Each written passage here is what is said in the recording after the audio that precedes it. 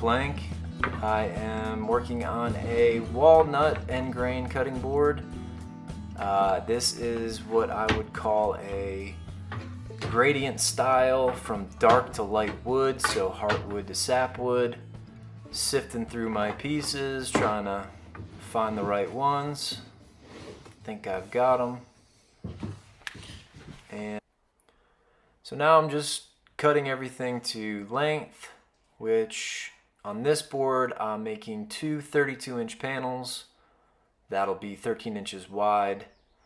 I'll end up with a 13 by 19 by 2-inch thick board, so on the larger side.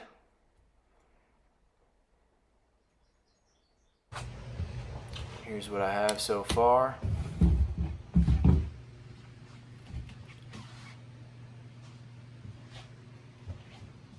From here, we're gonna move to the table saw and rip a lot of different width pieces. I do some thin strips, some medium, and some thicker ones. I find that by mixing those all together, you get a nice colorful range. Now I'm just cleaning up the edges through the planer for a nice clean glue up. Sometimes I'll use the drum sander for this, but these pieces are so big I just used the planer. And here you have, basically from left to right, you've got your sapwood, your lighter wood, all the way down to your dark stuff on the right. This should make for a nice range of colors. You can start to see it here. And believe it or not, all these pieces will make one cutting board. It's a lot of wood right here.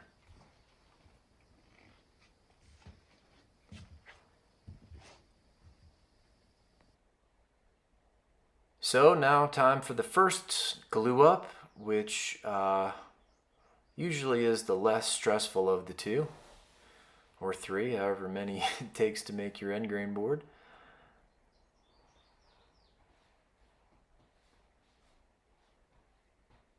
And I use parallel clamps. I've always had good luck with them. Nice even pressure, good amount of glue. Also, a little trick here is for walnut, I use Titebond 2 Dark. It's a tinted glue, and really the trick is when it's done, you don't see any glue line. I mean, you could really make a beautiful board, and if you see your white glue lines, it just kind of takes away from it. So this Titebond Dark has been the deal. So I always keep that on stock there. And here we go, after the first glue up has dried, I'll sit in the clamps and we'll start to take those out.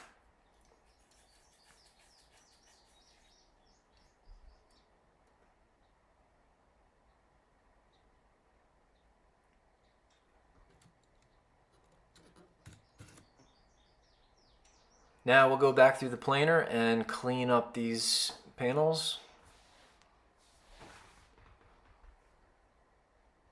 Start to really see the color here.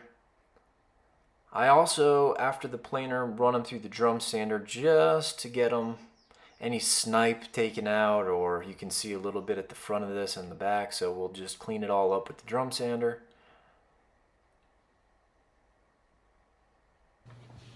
And now we will cross cut our strips. Since I want this board to be 2 inches thick, I cut these at a little above 2 inches, and that allows for sanding and any other things I need to do to get to the final dimension. So cut these a little wider than your final dimension.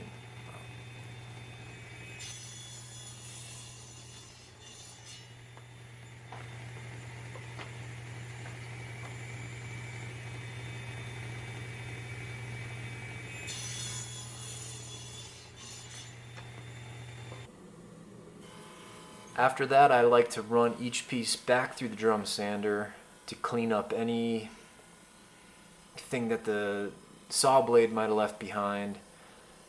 The trick again is nice, smooth glue ups, no glue coming through to the tops. And here you're going to want to number your pieces again, so in case you drop one or misplace a few, you always remember the way you set it up. And this is just a test run to see what the final look's gonna be, and you can start to get a feel for how this gradient board's gonna look.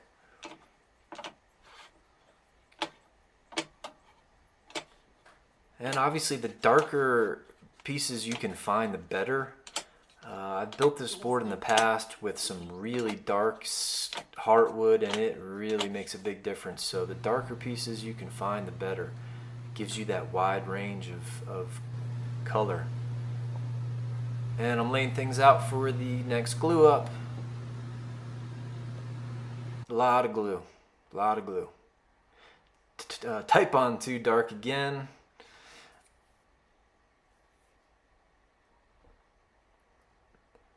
And this is the glue up that is a little more important in the sense that if things kind of get a little off here, you're going to pay the price afterwards. So it's best to take your time and make sure everything's flush, make sure no pieces are popping up, down, and flattening jig. This thing is essential for Endgrain boards. In my opinion, it is a huge time saver. Get all that flat, and all you'll have to do after this is sand a little bit. Or a lot. Probably a lot.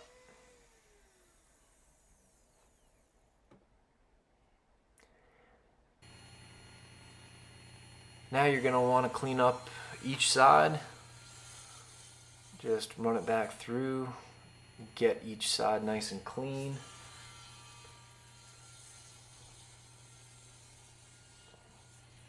And there you go. Now we're going to make a juice groove. And this is a make or break moment. But actually the key here, and I use this little palm sander. I also have a router I use two hands with, holding it with two hands, but this little palm router does pretty good.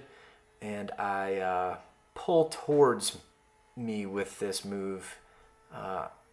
If you push away, it can get a little squirrely. Usually on a router you're going to want to push away, but on this scenario I pull it towards me with light passes, and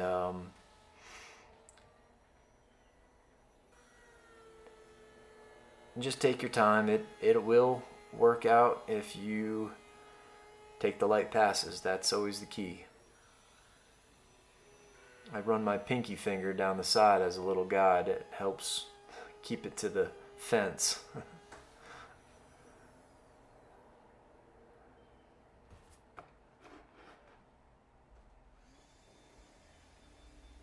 And if you don't have a leaf blower in your shop, you definitely need one. Those things are lifesavers. And there you have it. Juice groove is on. And now you can take a little breather before you now have to make some handles. I do a couple different style handles. This, I use the router table and inset the handle. I like to make these handles deep. I mean, you're gonna be picking it up. It's got to be functional, so your fingers need to really go in there, pick up the board. They're usually 8-10 pounds, so I like to make those pretty deep.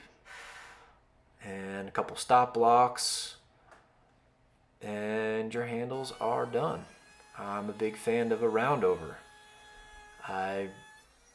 When you go to pick up your board again, your hand wraps around the side of the board. It feels good, in my opinion, to have a smooth edge. So I round everything over, top and bottom.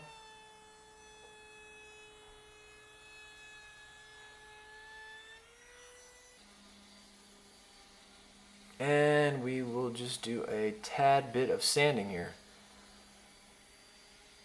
And my sanding protocol is from 80 to 220. I go right through the grits, 80, 100, 120, 150 to 220. I stop at 220. I think that for me it feels like a granite countertop at that point. Little trick here for juice grooves, I use a little dowel. I mean, I've seen other folks use that. Definitely works good. Clean everything up. Starting to take shape now.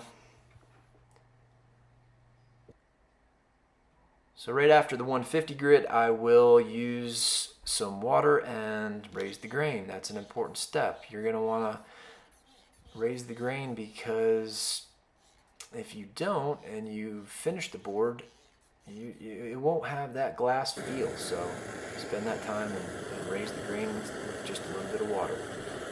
And when you get to this part, you're really starting to see the light at the end of the tunnel.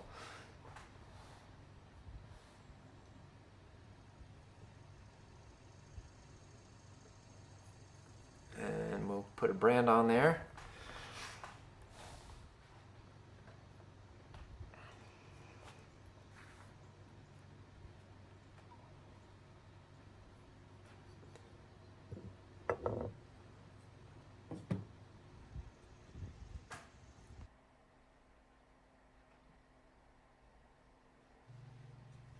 And now we get to have the big reveal. I use a food grade mineral oil. I do this pouring just for effect, visual effect. I always dunk my boards. I think it's essential to soak an Endgrain board especially. There is a lot of wood pores that need to be filled, and unless they're soaking, it's hard to do it. So this is just for visual effect. And here I'm actually pulling it out of the bath here. I usually do 5 minutes, sometimes a little longer. Let them dry, put them back in, 5 more minutes, take them out. And there you go. Final step, you're gonna wanna put your board conditioner. I make a beeswax with mineral oil and beeswax. Buff it in, buff it out.